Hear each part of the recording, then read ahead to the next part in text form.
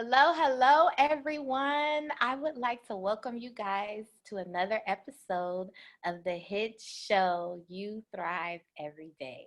I am your host, April Bassetti, America's favorite life coach.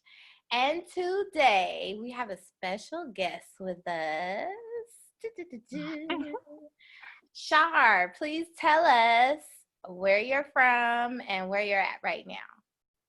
Well, I am from Atlanta, the real Atlanta. But I live outside of Atlanta now in Monroe. Okay, how far is that from Atlanta? Like 15, 20 minutes. Oh. 15, 20 minutes up the street. Okay, so we're in Morrow. So explain to us, like, kind of give us a little preview of your upbringing. Like, were you raised by your parents? Were they both in the same house? Or how was that?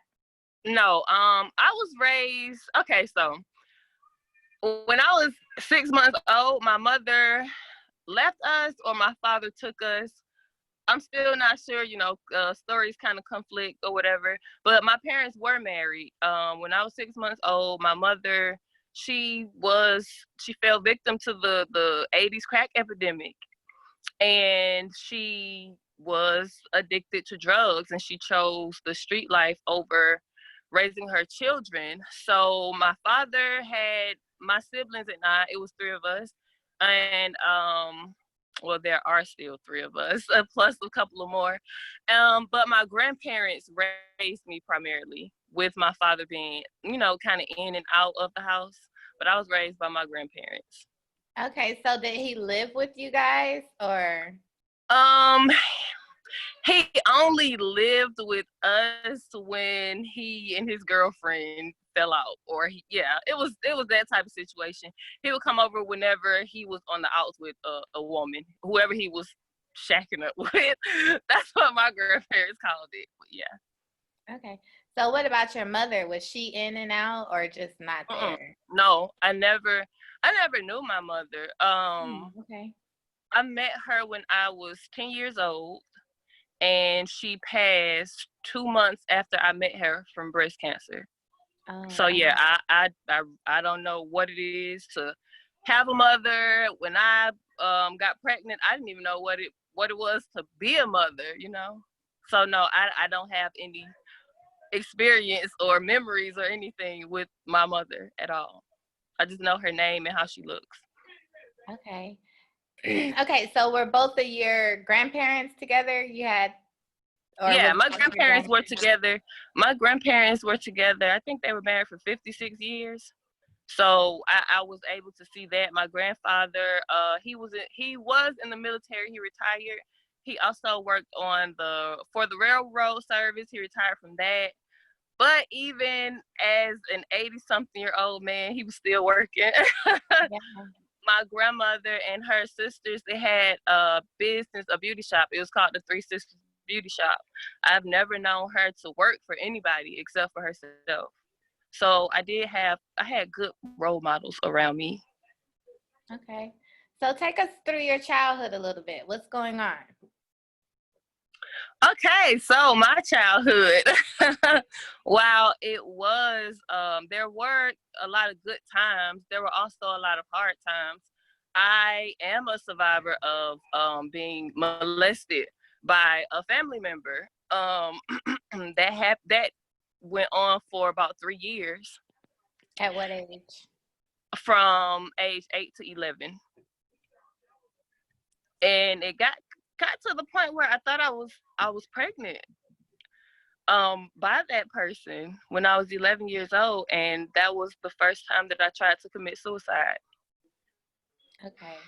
And so was did you ever tell anybody? Did it come out or? At that time, I did not tell anyone because although my grandparents were great, I will be completely honest with you, the family dynamics were screwed up, and it was kind of one of those, well, we'll just brush it under the rug, or, well, you're lying. Did that really happen? So no, I didn't say anything to anyone. The only time I said something about it was to my sister, and that was maybe a couple of years ago. And I put it in my book, of course, and the backlash behind that was I should have kept my mouth closed because that person still works for the school board and I don't want to get them fired. So, needless to say, I don't communicate with my family, and they've chosen not to communicate with me, and I'm okay with that. Okay, so we're this 8-year-old little girl, and this is going on. What's going through your mind? Like, Honestly, I felt like, and I just told my sister this. It's so crazy. At 8 years old, the way that our minds do think. I've always known my sister is a lesbian, and I've always known that she was a lesbian. You know how some people say, well, no, you're not born like that. I don't care what you say. Okay. When we were smaller, younger, and we were cheerleaders, she just didn't even look right in her cheerleader outfit. Like, girl, what are you doing? But I felt like if it didn't happen to me, then it would happen to her. And I knew she didn't like, guys. So I was like, well, I would rather it happen to me than for it to happen to her. And then I knew it was wrong, but I felt like, well, if I say something after the years went by, I felt like, well, if I say something now, they're gonna think, oh, I let it happen because I liked it or I wanted it to happen. So I just felt like it was something that I knew was wrong, but I didn't know how to handle it. I didn't know who to take it to. I didn't know how they would respond. And based on the response that I got now, I'm really glad that I didn't say anything, because I would have had to heal not only from that trauma of being molested, but I would have had to heal from the trauma of being accused of lying or making this up, or so I don't regret not saying nothing. Honestly, I don't. so how was this happening? Was this individual living in the same place, or like how was this going on and nobody knew that you guys were having this interaction? Well, my brother and I were latchkey kids. And my older sister, she was in middle school when we were in elementary school. So we would get home and he would come over. My grandmother would be working at the hair salon. My granddad would be at work as well. So me and my brother were the only two home. He was playing games, or maybe he went to his friend's house or something. So that individual just had to pull up. That's it. Okay. Yeah. So now we're 11, right? How did this come to a halt? It came to a halt because my aunt and her husband, who was doing it, got a divorce. So he wasn't in the picture anymore. He had no reason to be around it anymore. And I felt like, dang, okay, maybe I have a chance at living a normal life now. Right. So, I mean, oh my God. I just can't imagine, I don't want you to relive it, but just as, outsiders who are around children that are having these experiences, I would like them to know like what kind of signs to look for. You know what I'm saying? Were you alienating yourself? Were you kind of depressed? I mean, how were you walking around as a human being? Okay, so yes, because in the midst of this, my mother did pass while this was happening, and I was always a very quiet child. I was always a very sensitive child. I was always withdrawn. While all the other children, like my cousins, would come over for the summer, they'd be outside playing kickball or hide and seek or whatever, and I'm in the house reading a book because that's all I want to do. I didn't like to play. I really like just to be by myself, and I was depressed. I think I think maybe what it was too, it was paired together. They thought it was because of the loss of my mother, which it was, but it was also paired with but of course they did not know about what was going on. I was actually diagnosed with clinical depression, and I was going to a psychiatrist once a week, and I was on 3 different medications for depression and anxiety And how old were you at as that? an 11-year-old. At 11. 11. Yeah. And so were you talking to the psychiatrist about your experience? No, and I was not really talking to her that much because it seemed like the first time I opened up to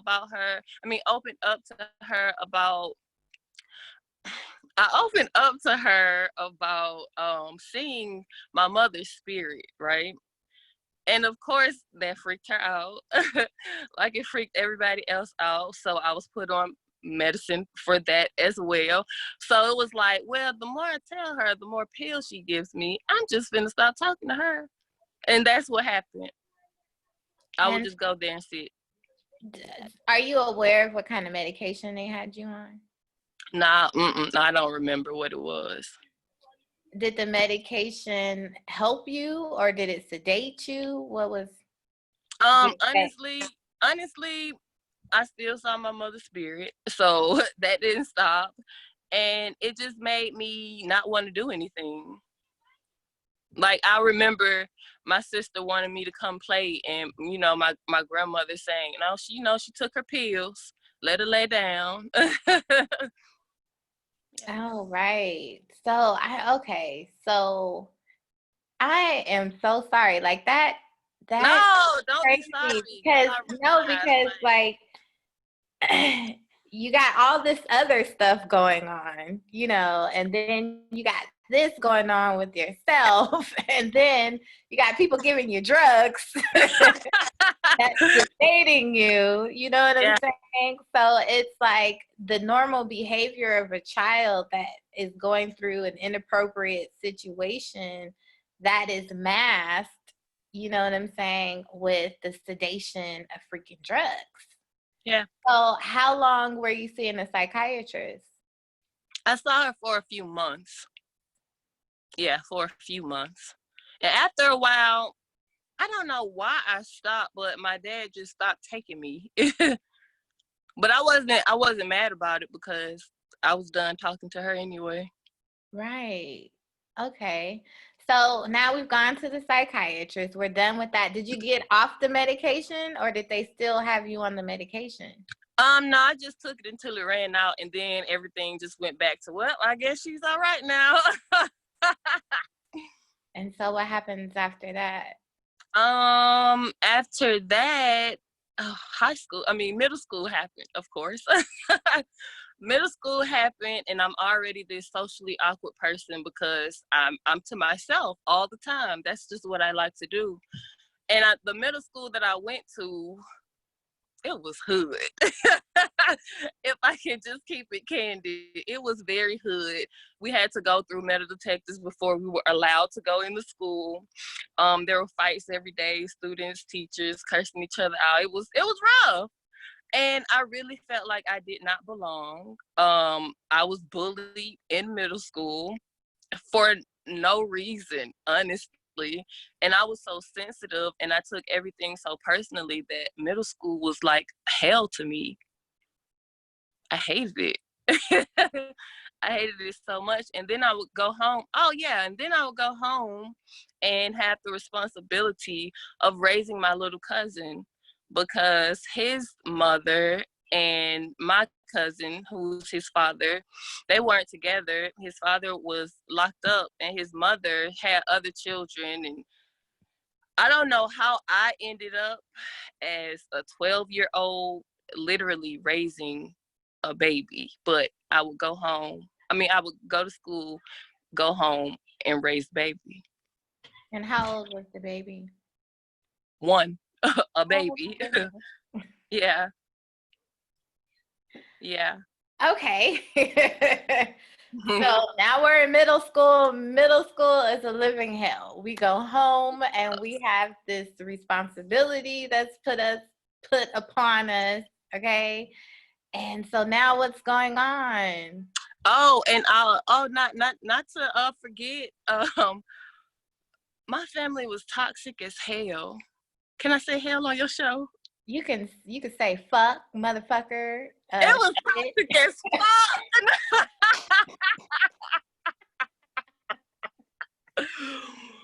Okay, no, seriously, it was really, really toxic because we did not have, like I said, my grandparents, they raised me, my older sister, and my older brother, and because we did not have a mother, my aunt,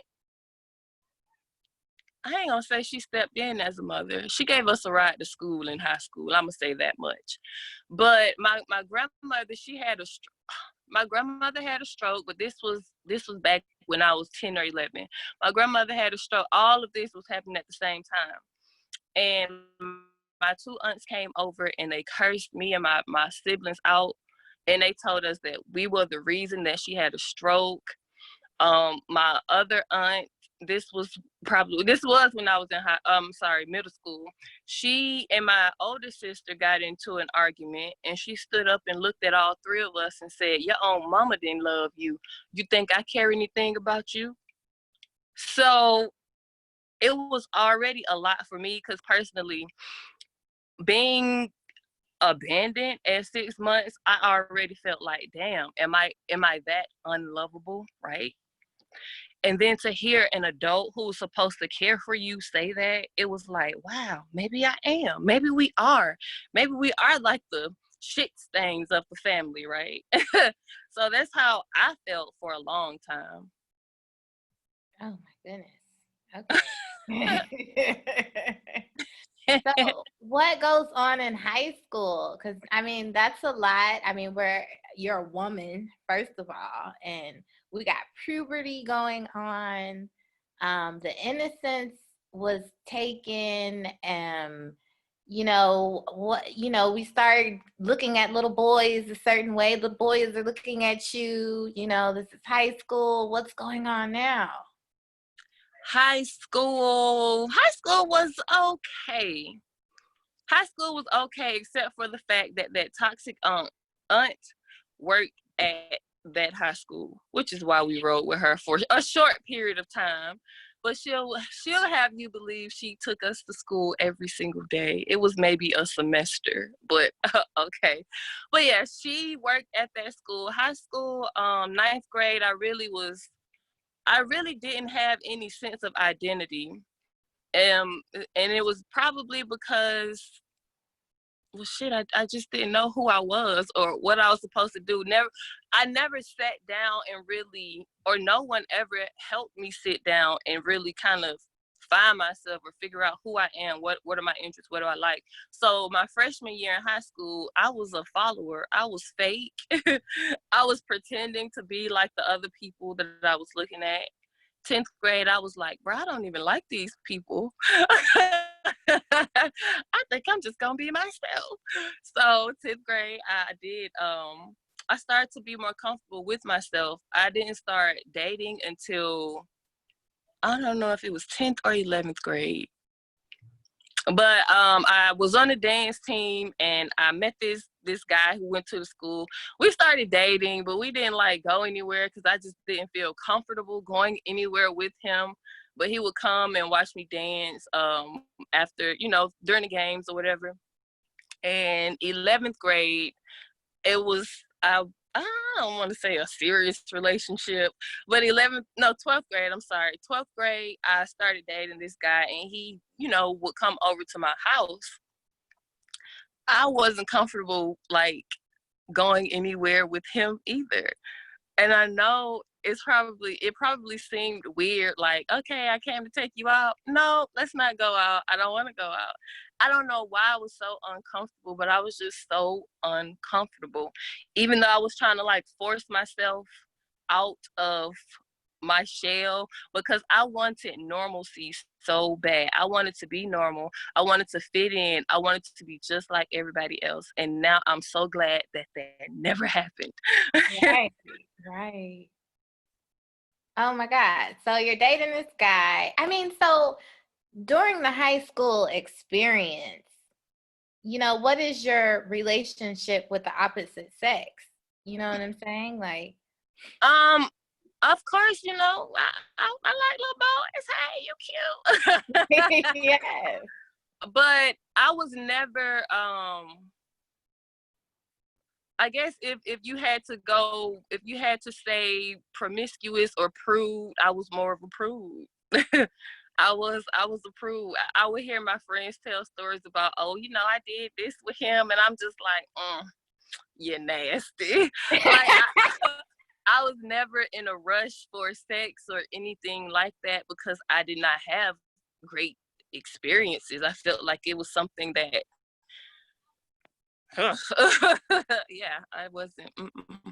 So you were kind of closed off in high school. So there was no partying, no drinking. No. I in high school, I was on the dance team, I was on the step team, and I wrote for the newspaper. But as far as like going to parties and no, I didn't do that. I went to the games, but I wasn't, no. I'm not a partier, drinker. Well, no, I was drinking, but I was drinking since I was 12, so. Yeah. Yeah. Hey, we didn't talk about that now. At 12, girl, where was you getting liquor from? And like, were you getting So every weekend there was a barbecue at my grandparents' house, and there was always liquor everywhere, and everybody was always drunk, and I was always drunk too. And I would even drink in school. Oh my God. So we just skipped over that little part. Okay. So how long were Yeah, you drinking, my love? I started at 12. I still drink today. Okay, so was it an abusive relationship with the alcohol at that age? Now that you're an Yes, adult looking back? yes, yes, absolutely. I have an 11-year-old. I wish she would. I wish she would sniff my wine. I was drinking Hennessy, okay, vodka, Crown Royal. And so Yeah. your little quiet self was getting drunk and just like chilling out Nobody in thought the about world. it. Nobody thought twice because she quiet anyway. She chilling. But yeah, it was definitely an abusive relationship with alcohol. And so when do you feel like the abuse stopped with the alcohol? Uh, I would say when I became a mother, because after high school, I went straight to the military, to Oh, the wow. Marine Corps, and Marines drink, and I was drinking. So Not what lit. made you want to go to the Marine Corps? It was a dare. I didn't really want to go. My friends dared me, and I said, okay, let's do it. It was a dare. I had 4 full ride scholarships that I walked away from. Wow. I don't even know what to say. You know, But I'm Gemini, so I'm never lost for words. But look, but wait. Aside from it just being a dare, also, my brother went to, because he's a year older than me, so we were always in school together. But he went to, my sister went to the Air Force first, and then my brother graduated and he went to the Army. And I went and I saw him at his graduation from boot camp or basic training, whatever they call it. I think it's basic training. And he had money, he had a job, and he was not at home. So I said, I want money, I want a job, and I don't want to be here. Sign me up, coach. I could leave for the military before I could have left for college, and I was ready to go. I understand.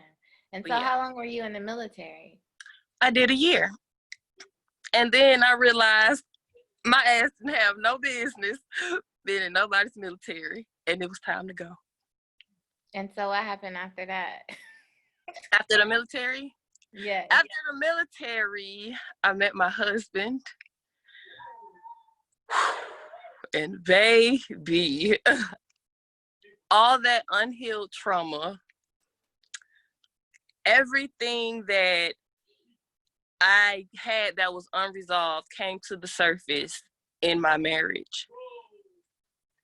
And I feel like if I would have maybe explored more people, I could have learned more lessons from different people. But because I met him at 18, we got married when I was 19. I'm sorry, we got married. I was 20. I had just turned 20.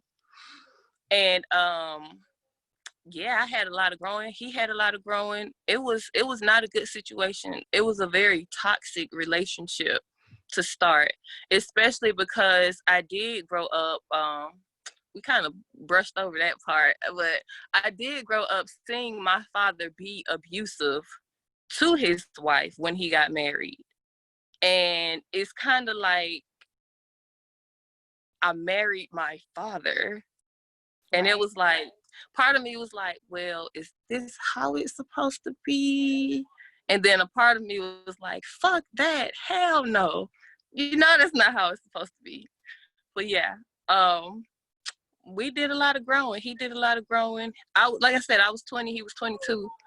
And now we are here almost 13 years later, completely rediscovered people. Right. Yeah. So okay, that's a lot. So no,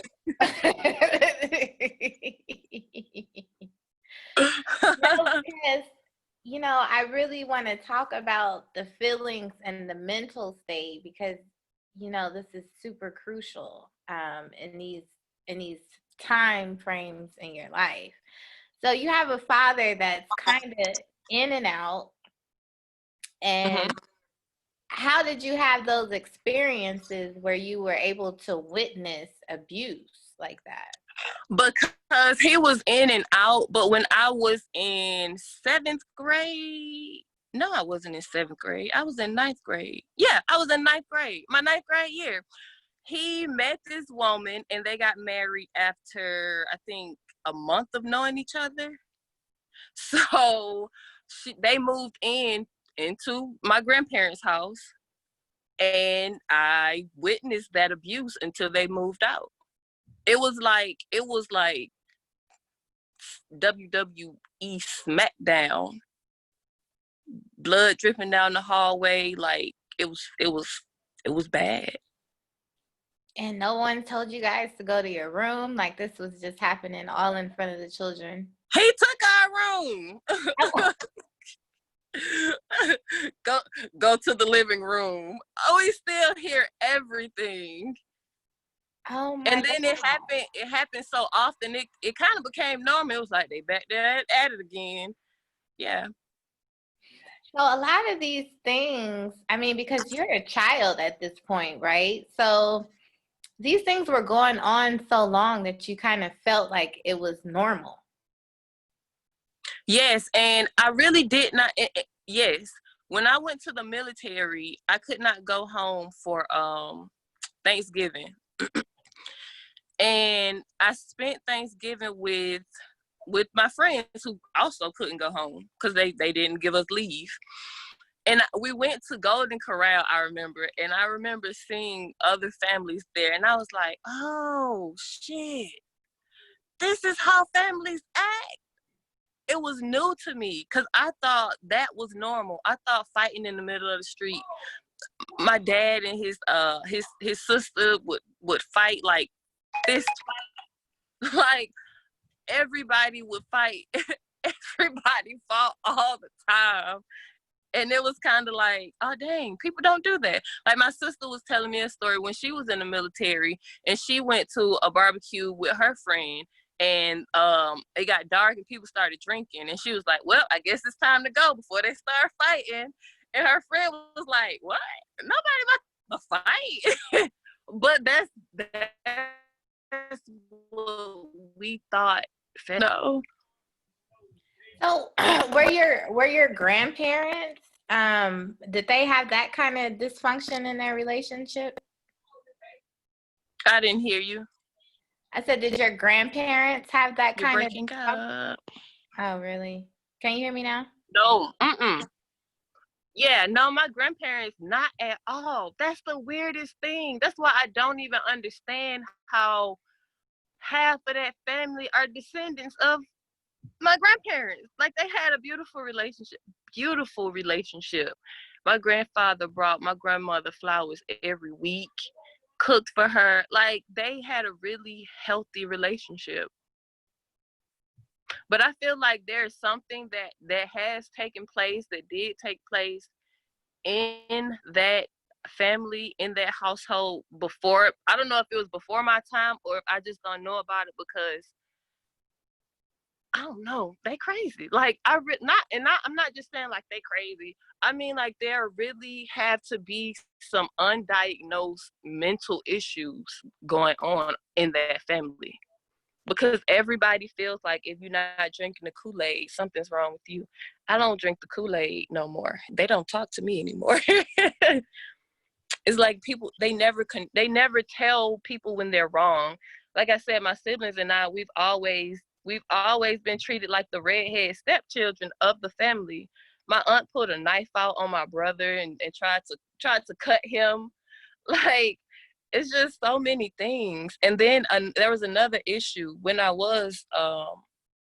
came home from the military. I went to my grandparents' house until I figured out what I was going to do. And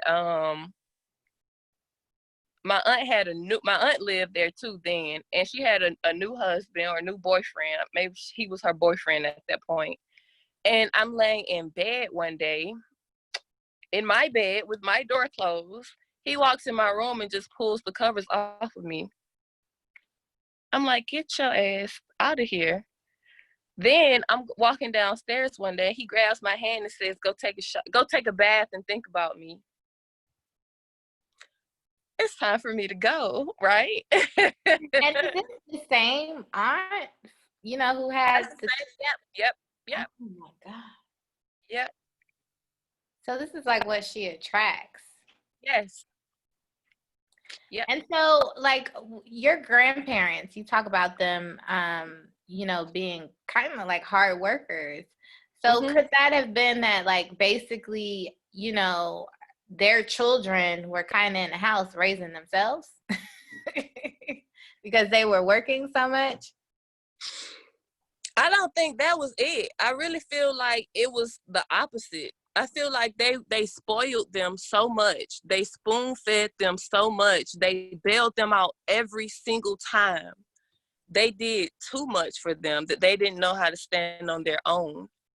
Even to this day, it's the same. It's the same. Okay. So now you're married, and you and your husband, because you guys are so young. So it's like you guys are really like reliving, your childhood patterns kind of through each other. So how are we finding resolve? How did you guys start that process to realize, okay, this is toxic and we got issues? Like, how did we start the process of fixing these traumas that we keep putting on each other? Honestly, we knew that and did nothing about it for a long time, for years. It was just like, we toxic, but we love each other. So come here. And then, good sex will keep you where you don't need to be for longer than you need to be there. But we did stay together and we did work it out. I think the change was realizing that, I don't know, we just got tired. You just get tired and it's like, all right, what we doing? It was one of those conversations, what we doing? And honestly, before we could get together, get on track ourselves, like as a couple, we both realized that because we did get together so young. I met him when I was 18. He was 20 years old. Because we got together so young, it's like we never really truly found our own independence. And we had developed this toxic codependent relationship. And I told him that I need time to get myself together and you need time to get yourself together so that we can come together and be the fucking best Charlmayne and Jay Justin 2.0, you know? So Yeah. that's what we did. And he gave me my time to do that and I gave him his time to do that. So how did And you guys okay. Okay, let me ask that. So how did you guys separate? Did you guys actually separate from each no, other? we didn't separate. It was just like our focus changed. We didn't separate, but it was the dynamics of our relationship went from, oh, we married just going through the motions, to no, let's really fucking have a meaningful quality relationship. And so But how we I'm sorry. but no, we didn't separate. It was just, I see you doing, it's like things had to change. We couldn't keep doing the same normal thing, like where he might have come home and just played the game all day. He did something different. Or where I might have always been up under him or wanted to be up under him, I went to do my own thing to discover what I actually like without you, you know? So to bring it back to the beginning, because a lot of women, especially in our culture, um, it's, you know, I'm gonna just put the shit out here. Okay. A lot of times in Black families, these situations go on with inappropriate behavior between children and adults. And, you know, for the woman, it's like the whole sexual thing is like, it's either too much or it's like, I don't want it. You know what I mean? So where were you at in regards to that when you were with your husband in the beginning? Mm-mm. He fine. I wanted it. I wanted it. He wanted it. We wanted it. That's the thing. The sexual chemistry has always been at 10,000.29,000. You know, Okay. like that was. I don't know. Like I really feel like he is my true twin flame, and I don't know. I really feel so connected to him. And even when we first met, I felt that way. Mm-hmm. So like I didn't even have that kind of like from high school when I'm not comfortable even going anywhere with you. With him, it was just like Yes, so you were yeah. dazzled. So Yeah. if you don't mind going into it a little bit, then what was the toxicity then when you guys Whew. first got together? Oh gosh. Well, there was infidelity. That was the first thing. And verbal abuse, physical abuse, emotional abuse. Um yeah, it was, the sex was good. I'll say that much. But everything else was like, why are we together? But Okay. it was all those things. Okay, so then we fast forward a little bit. You guys are tired, okay? You're Mm-hmm. emotionally drained. You're fucking tired. You like something has got to change. So you start doing your own thing, and he starts doing his own thing. And like, you know, day by day, you guys are building as individuals, right? Mm-hmm. So what happens? What's going on now in this process? You mean like today? No, I mean At at that that point. time. Yeah, because you know, in our culture there's a lot of this going on, you know, where the beginning of these relationships are super toxic. There's a lot of abuse, and of course the answer from the outside, people who are looking at the situation, is leave, run. You know what I'm saying? Because it is that toxic, and someone can lose their life because this is that toxic, you know? And then you as a woman, with the infidelity and your relationship with men, period, how are you healing? Like, how are you even able to start the process of moving forward? So I would say everything kind of really clicked for me after I had my twins, about And 3 years ago. Oh, 3 years ago. Okay. Yeah, 3 years ago. Things really clicked for me then. That's when I did start my spiritual journey, because I just felt like my soul and what I was doing was in battle. And it was like, you got to do something different or life is going to be miserable for you. This had nothing to do with him. I couldn't look at him and say, I'm mad because of you. No, it had nothing to do with him at that point, you know. I really feel like even beyond us coming together as a couple, or beyond anybody coming together as a couple, you gotta be right within yourself, and you have to be okay being by yourself before you are okay in a relationship or with somebody else. And that was my main focus. It was like I have to do something different regardless of what he does. And honestly, by me starting my spiritual journey, it could have went one or two ways. Either you gonna leave because you ain't gonna like the new me, or the me that I've discovered, or you're going to take heed and it's gonna inspire you. And that's what it did. It inspired him to work on himself to do better. So we here now. We vibing. So how did this journey start with spirituality? Like, did you know, like, maybe I need to find spirituality? No, no, not at all. It happened really.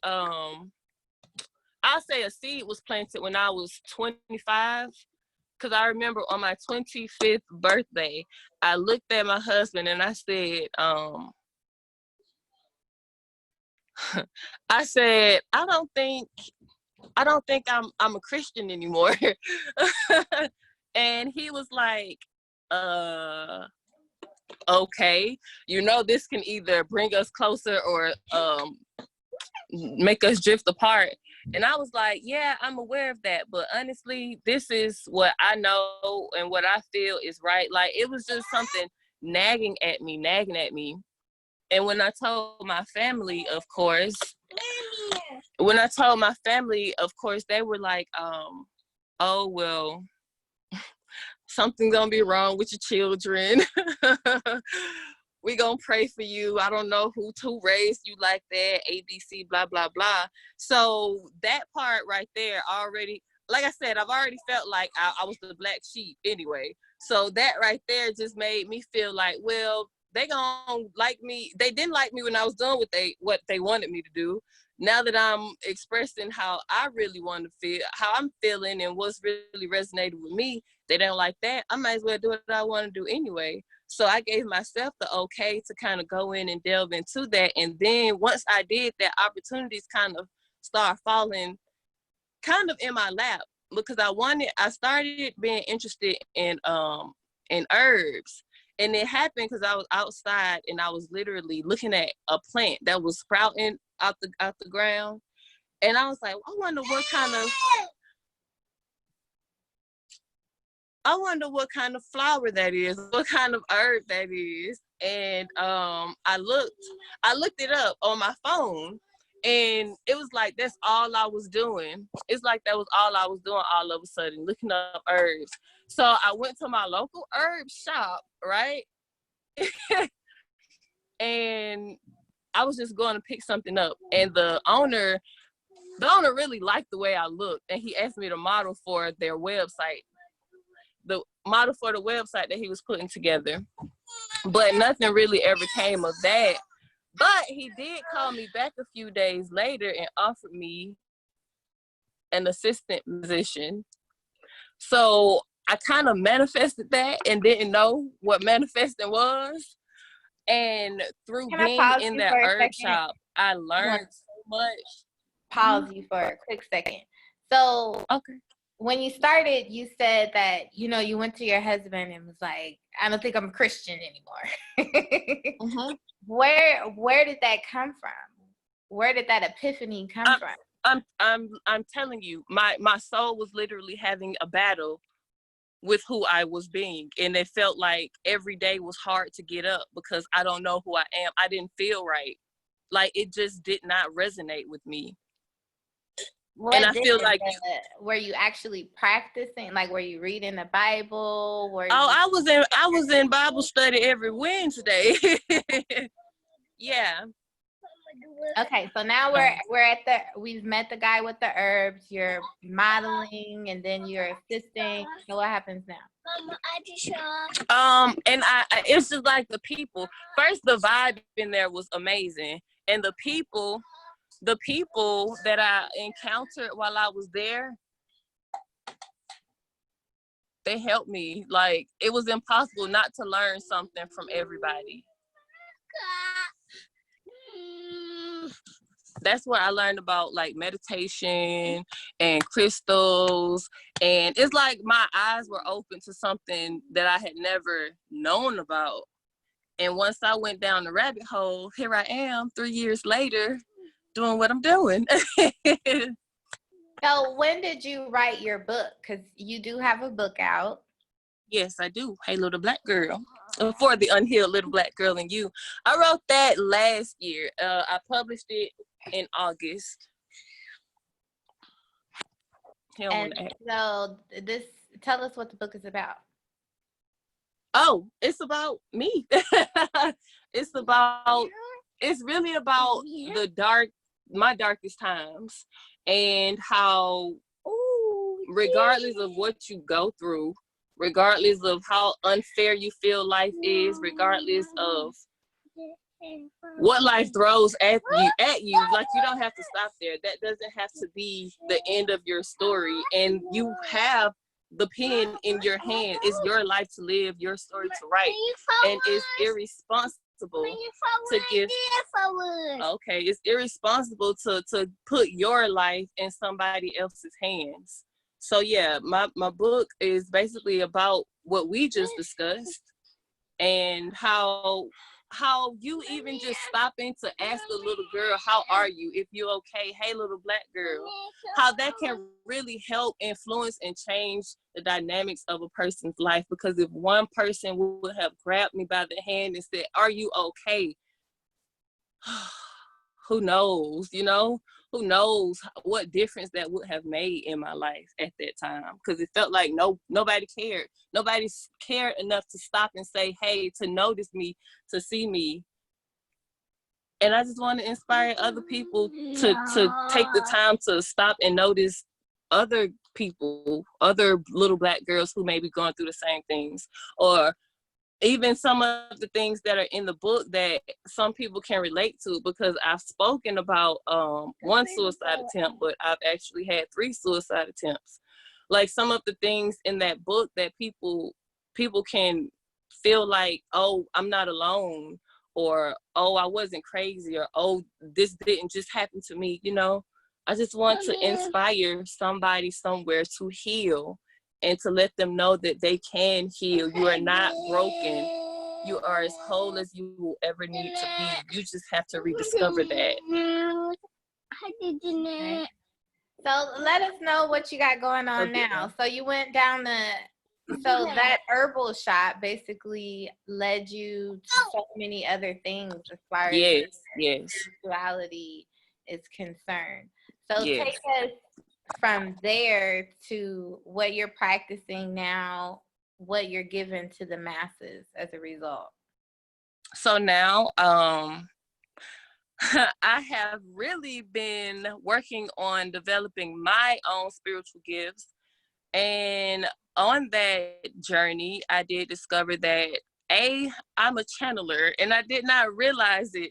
But once I discovered it, it made so much sense to me, how I can sit down and write for hours and not even know what I'm writing. But when I look back at it, I'm like, oh, I wrote that, you know? So I do freelance writing. I also am an Pause energy. right there. Pause right there. When you say channeler, for people who are not knowledgeable, with a lot of these spiritual terms, what does that mean? Okay, I connect to spirit, and they kind of use me as a conduit, if so to say, yeah. And that's also how I do my energy healing sessions as well. The same way I would connect when I write. And I also host meditations locally in the Metro Atlanta area. And I also have a healing product line.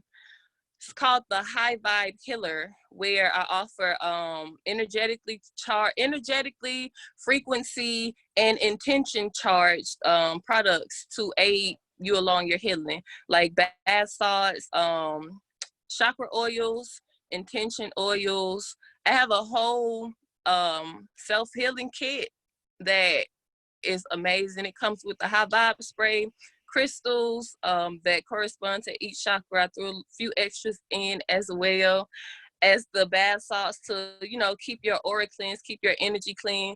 Because at this point, I feel like a lot of people are just on autopilot. And of course, I'm a healing coach. A lot of people are on autopilot, and it's like they don't take action in their own lives. They're just kind of going with the flow, living life without purpose. And my motto is to live life on purpose with purpose. Because just going with the flow, that will have you feeling like this can't be all I was born to do. And it's not all you were born to do. You have a purpose. And I feel like it is one of my missions to help people discover that purpose through healing. Okay. So let's backtrack a little bit. So we're gonna go on a whole little journey right here. So with the channeling, right? This is important because there are so many people who are spiritually ignorant. And religion plays a very dominating factor in our culture. Okay. So explain how you knew that you were being channeled. Like, what do you mean? Like, were you just chilling one day and you recorded yourself and you were one person the next minute and one person the next? Like, how do we know you don't have split personalities, child? How do we know that you ain't Well, they said I did, child. But okay, so I'll be honest. I've always been different. I'll say different. When I was a child, like my brother, he loves to tell this story every time we're together. You remember that time? Because we lived next to a graveyard. We used to play in the graveyard. You remember that time you was trying to raise the dead?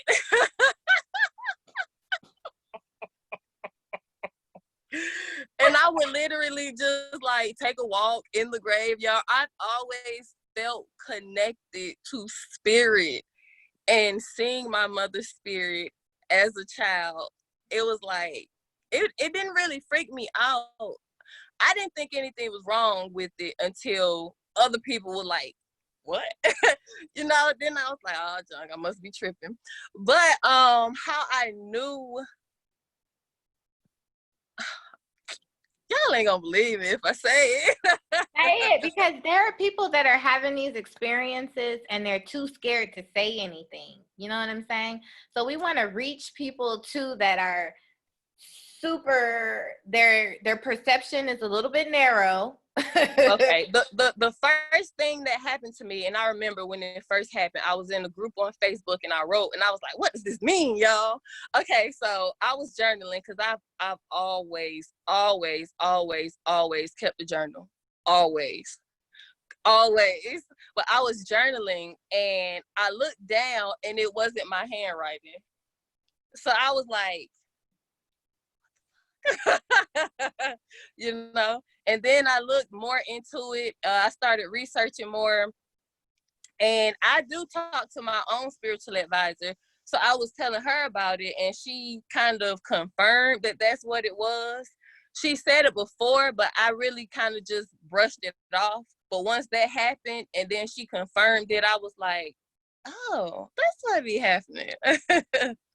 So are you yourself from your consciousness?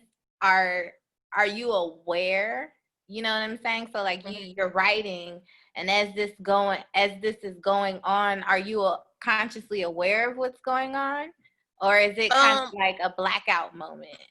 I'm consciously aware that I'm writing, but I don't know what I'm writing, if that makes any sense. Mhm. I know I sat down to write, but once I sit down to write, if I set my intention, like if I'm trying to do channel writing, there's kind of a ritual that I do beforehand, so I know that that's what this is now. And so before, you know, were you like into meditation? Were you like, Yeah. um, so, you know, when the channeling was going on before, you were meditating. So, Yeah. so you would say you were kind of in like a meditative, you know what I'm trying to say, Meditative state. in a Um. meditative state. Yeah. Yeah. You. Yeah. Because it's Yes. like, because you know, it's like, how is that possible? It's like now that you are aware, you know what I mean, and you know how to Well, get you it. know, honestly, because from even from then to where I am now, it has grown and it has progressed, and I'm able to almost on demand do what kind of happened. You know, I really didn't have kind of control over it then. I wasn't purposely trying to do that. But now, if I wanted to right now, I know how to raise my vibration and connect to spirit so that I can do whatever it is that I need to do. Okay. Yeah. Okay. So now give us because I know this is such a broad subject, you know, but kind of give us your cliff notes on what do you mean when you say that you sell objects or items, you know, for healing that are energetically charged and that are supposed to do stuff with your frequency. Like, what the hell are you talking about? Well, I'm so glad that you asked. Well, you know, everything is energy. You, me, the flowers, the trees, the plants, the oils, the birds, everything is energy and everything is connected. Even your thoughts are energy, your thoughts are connected. What I do with my products, I know you probably have seen people sell like protection oils or and what that is, for me personally, I don't know how they do theirs, but what I do is the same way that I do an energy healing session. I do that same energy healing on my products. And after that, I tune into the frequency of the heart chakra and I infuse all my products with that frequency, whether it's in the sound bowl or whether I'm just playing the music. So that energy is being transferred into whatever product it is that I'm making. And of course, I set my intention for these products to heal after I've done the healing session on the product and I put them in the energy bowl. I'm sorry, the sound bowl, and I set my intention for this to heal. Hmm. So those are my products. So, you know, I'm trying to come from a perspective of someone that's just like, what the hell is she talking about? I just put So, all this good energy. I just transfer all this good energy, this universal energy from the healing energy session. I just transfer all of this healing energy into this other energetic item for you to use and transfer that same healing energy into your energetic field. and so how are you doing that? Like, are you just focusing really hard? Do you have to meditate on it? Like how are we transferring energy? Just through thought? Or Oh, like, you and we're transferring energy right now as we're communicating together. And so how are you doing that with the objects? Like, is it a meditative thing No, where I channel the energy the same way I channel when I write. I raise my vibration, I connect to spirit, I connect to source, and I channel the energy through me into the products. and how do you raise your vibration? It takes a minute to actually get to a place, because to be able to be at the frequency, to vibrate at the frequency that I am in now, I had to do a lot of healing. I had to do a lot of chakra work. I had to actually connect and work with my spirit team on a regular basis. So yeah. Okay. And like, we're talking about energy. So how is it, because people want to know how to heal, right? Mm-hmm. So what do you mean? Okay, so give us an example. So you're meeting with your spirit advisors. What are they advising you on? These are my spirit Process. guides and my angels and Oh, my ancestors. Not yeah. and so what is an example of this process? Honestly, it's not something that can be explained. It's something that has to be experienced. It's like me trying to explain how it feels to meditate, it's going to be your own experience. My experience with my spirit team could be completely different from somebody else's experience with their spirit team, based on how often they work with them, based on how they do receive messages. I when I'm meditating, I see with my mind's eye what it is supposed to be, or I might hear something, the message that's coming to me, or it might, like, I can't really explain it.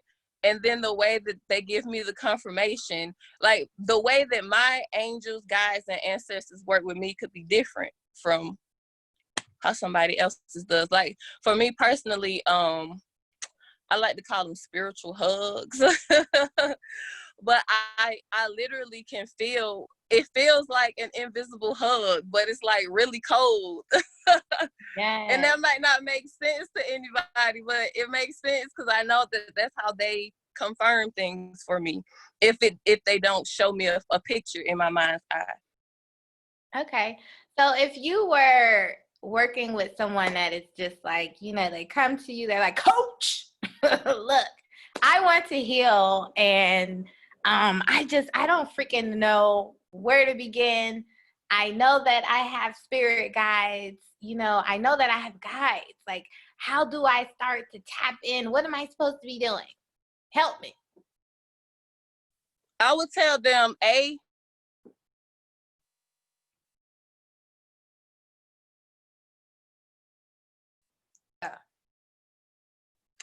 forgot the question.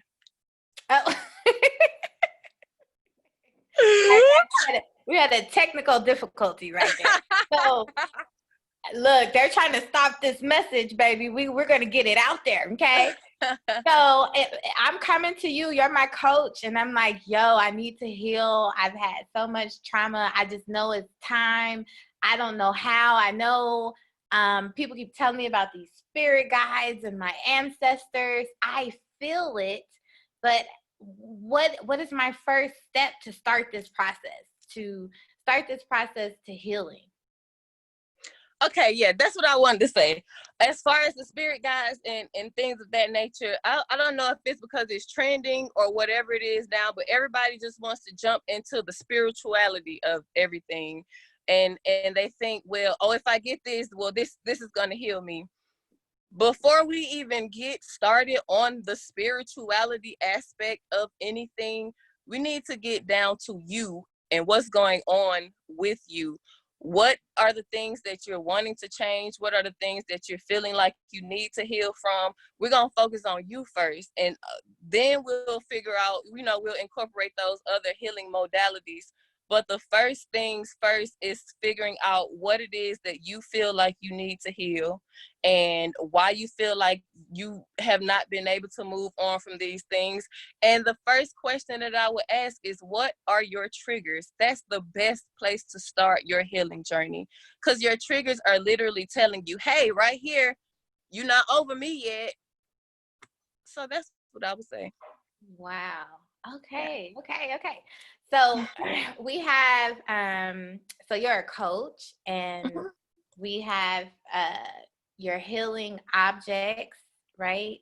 And then you were saying Also people. I'm sorry. Also people. Say that again. People. Energy healing on people. Right. So, explain. So that's what we hadn't tapped into. So, explain to me what this like Reiki thing is, and working with people's. I think you were saying working with people's chakras and stuff like that. Explain that. Okay, so Reiki is of course universal life force energy. And when you perform Reiki, you are channeling that universal life force energy through you 10 times out of 10 through your hands, and you're transferring that energy that you have channeled to the person to heal their chakras, to remove okay, so I'm personally moving away from Reiki. While I am a Reiki master practitioner, what I'm doing now is kind of moving away from Reiki, because some of the things that I like to incorporate during a session aren't traditional Reiki incorporations. So, but that is what Reiki is. Personally, I'm moving more towards working directly with my guides, your healing guides, and also channeling energy. But the guide part of it is not necessarily a part of Reiki, traditional Reiki, Right. Okay. which is why I say energy healing. Okay. Okay. So, so we're moving through that. And so, what's next? What do we got going on next? What is Well, I just launched my podcast. It is called Grow and Glow with Charlmayne. It is available everywhere: Spotify, Apple Podcasts, Google Podcasts, Anchor podcast you never heard of. It's everywhere.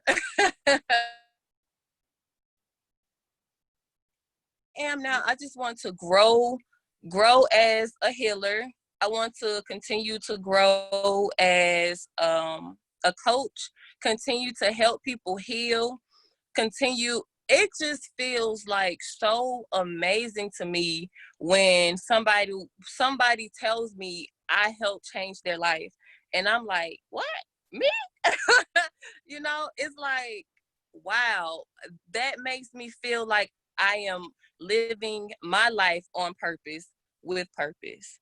So everything that I do have going on, the high vibe healing products, the energy healing, the coaching sessions, the podcast, I just want this to continue to grow and glow. nice? Nice. Yeah. So, just a really quick question. So, And I'm sorry, and I will be writing a few more books. oh, yeah, before we get there, do you have a website, or where is it that people can get your products? um charmaynesettles.com and shophighvibehealer.com. Nice. Yeah. So, what would you tell, that 11-year-old girl now, looking back on that, knowing how she feels, knowing what she's been through? What would you tell her?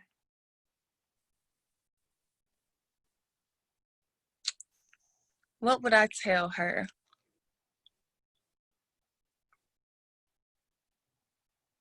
Everything is going to work out.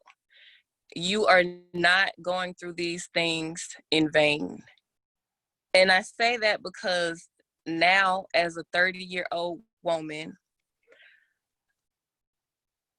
who shows gratitude for everything. I am grateful for everything that happened to me, because if it did not happen, I would not be who I am. I would not have the story that I have. I could not help lead other people out of their darkness if I did not go through my own darkness. So, yes, everything works out in the end, little black girl. And so, I mean, what words do you deliver for the emotional side of it? Because I can hear that it's gonna be okay all day long, but That's right what I now, would tell myself, though. yeah, That's exactly what I would tell me. yeah. So, what do you say to the emotional side of her? You know what I'm saying? Because unfortunately, I don't say anything. I let what happens happen. mm, Yeah, I let what happen, because every single thing that happened for a purpose. mm. So, what will we be saying to another little girl who's watching this and who's saying, like, I mean, because it's just a fact. We live in a society where everybody wants the results. I want to feel better now. You know what I'm saying? It doesn't work like that. It doesn't. It does not work that way. You have to put in the work. You have to want to heal. You have to take the steps. You have to start. You have to admit that you're hurting in order to heal. You have to feel your emotions. That's why I would, of course, you have to give uplifting things and messages, but you can't take anybody's pain away for them. That's something that they have to choose for themselves. Thank you for that. Thank you for that. She That's just, what. I would hope that this would inspire the adults around her to check in on her. That's not something for her to fix. That's something for the adults around her to become aware of, to guide her. That's the purpose. It's not for me to tell 11-year-old you this. It's for the grown-ups around you. Even if it's not the grown-ups around you, the women in the community, the elders, it is for them to step in and say, hey, little black girl, I see you. Are you okay? How can I help you? What can I do for you? How can I be of service to you? That's what it's for. But Thank you yeah, for that. no Thank problem. you. Because, no, because these, I mean, this is life.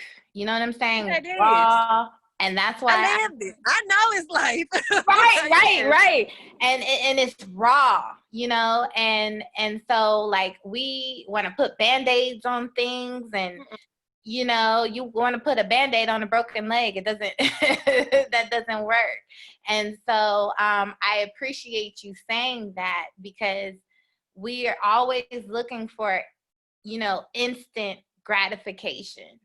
Yeah. And I think that is so important to tell people to stop suppressing the emotion. Feel the emotion. You're angry, you're hurt, you're upset. Yeah, you have to feel it. You have to. You have to. You have to. I think that's why a lot of people don't heal, because they've convinced themselves that they have nothing to heal about. I'm so unbothered. That didn't faze me. When you're hurting, you are hurting. You have to heal. You have to acknowledge the fact that you are hurting before you can heal.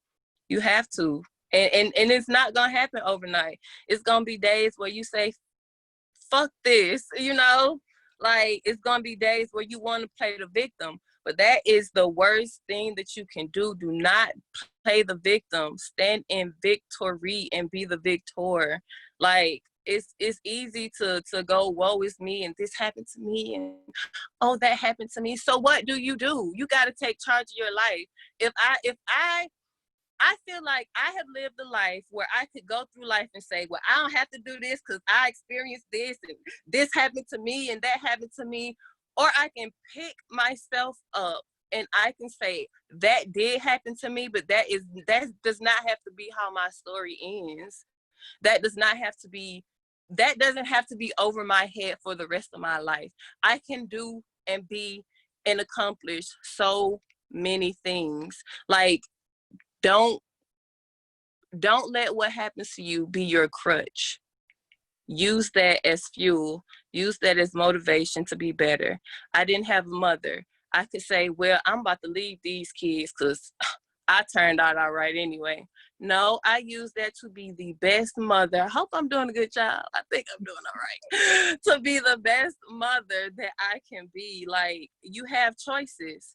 And a lot of people choose to wallow in what they've been through instead of making decisions to make their lives better. You don't have to just roll with the punches. Your life does not have to look how it has always looked. You can recreate yourself. Always be on the path to rediscover yourself. I might do a billion different things until it feels right to me. And I feel like that's a part of the growth process, trying things out, figuring out what resonates, figuring out, no, I don't like that. That's a part of growing. And you have to decide that you want to grow. You have to decide that you don't want to stay stagnant. You have to decide that whatever you've been through in the past is not how you want your future to look. And then take action to change that. Yeah. I love it. I love it. I love it. I love it. I love it. I love it. I love it. I love it because you speak like a coach. You know, and as America's favorite life coach, I know, like, yes, this is exactly the exchange that I wanted us to have. I am so very thankful for you coming and being on our show and just being an example of a thriver, of a person that is constantly wanting and is evolving and changing and learning. Like, Yes. this is what this life is about, is experiencing, living, and learning. And so many of us are not doing that. I love the way you said earlier that I don't think we were recording, but you were just saying how people are on like autopilot. Like, we're literally like those zombie movies that they, you know, that are so popular right now. You know what I'm saying? And then we're on top of that, we're suppressing emotions and we're taking our traumas and our what they call bad experiences or dark experiences, and we're just dumping them and we're not releasing them. I like to give the example, like, it's like buying new furniture, right? When you buy the new furniture, you freaking get rid of the old furniture. You don't have your new furniture in there with the old furniture. Right. Just, you know, cluttered all the hell around. That's chaos. So it's like you have to do the same thing, you know, with your emotional states or the things that you're having problems moving on from. You have to release them and get them out so that you can integrate, you know, or put inside of you this healing. So, oh my gosh, thank you so much for that. And you know what? Another popular question. Okay. And I have to ask this because you are a very sensitive spirit. How is it that especially as a healer, you know, where you're dealing with people that have been through a lot, you know what I'm saying, and helping them through that process, how do you keep your vibration high? Like, how do you not feel the dismay, you know, or their pain, you know? Well, I am an empath and I have been for a very long time. And I did not know that. I had like maybe over 200 anxiety attacks as a child.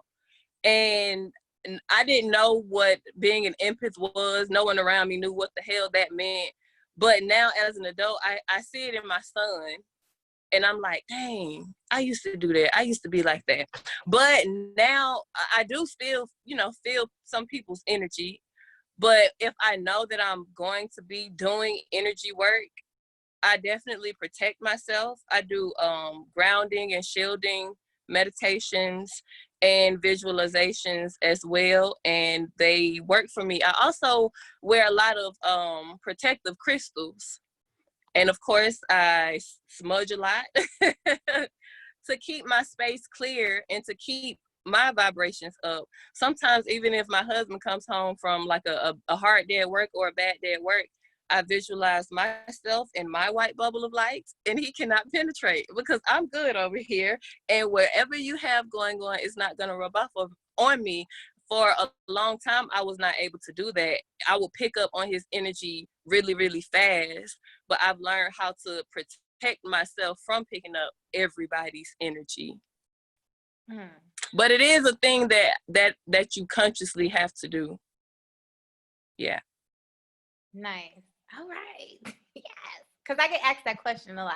You know, as a coach, it's just like, how do you, this girl just told you X, Y, Z, and she's balling over here, and you just have a straight face. And another thing, I've learned not to attach emotion to everything. I'm able to observe. I'm able to observe without attaching emotion. And I can do that and still be sympathetic at the same time.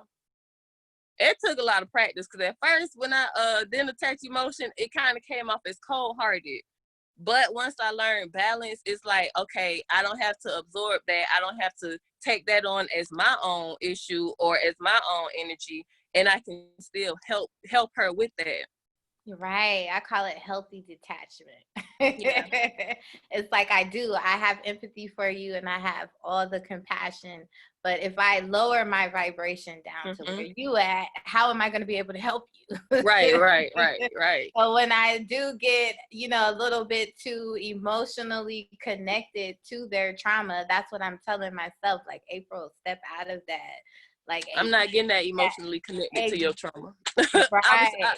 I feel like that's spiritually irresponsible. Right. Thank Yeah. you. Thank you. Okay, good. We got out a lot of good information here. Again, I am so thankful for you coming on the show. So Thank you for thankful having me. expressing yourself and just telling us your story. No problem at all. Anytime. So again, you guys, thank everybody for tuning in. I hope that you guys enjoyed this episode of You Thrive Every Day, where we're showing how thrivers thrive. We will see you guys again. I promise the next episode is going to be great because they all are. So you guys are loved. Would you like to say anything before we jet up out of here, Char?